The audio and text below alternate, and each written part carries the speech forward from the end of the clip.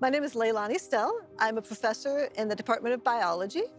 And this semester, I am teaching a course for non-majors focused on marine ecology. I've been doing research on marine mammals in the Southern California Bight for over a decade, and we are doing this long-term monitoring, trying to understand changes in the distributions of the species, the abundances, and how that relates to both environmental factors and, of course, human impacts.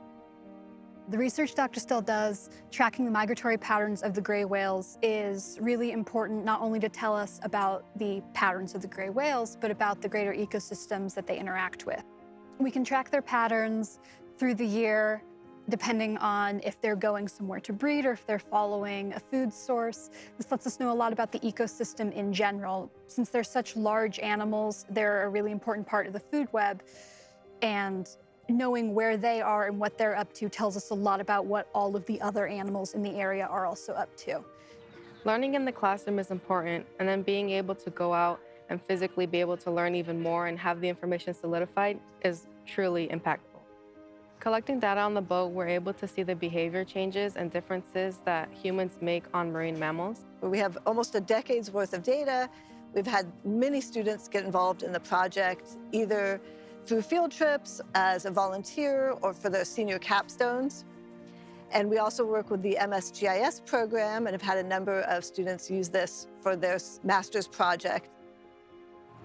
Over the time, we've made a number of discoveries. We've demonstrated that sea lions that are resting on buoys near the harbor are impacted by boats coming by.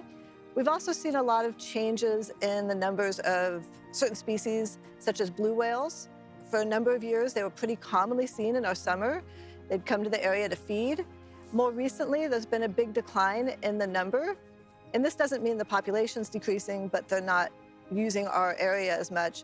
And this may be related to changes in temperature of the water, which may be connected to the global climate change. One of the things that I really like about leading field trips is giving students the chance to see the animals in the wild, in real life, and connect with what they're learning in the classroom, because we talk a lot about the different species and the different threats that they face, but when they actually are out in the environment and seeing the animals and recognizing that we have this huge diversity of wildlife in our local waters, but that they're being put at risk by a lot of human behaviors.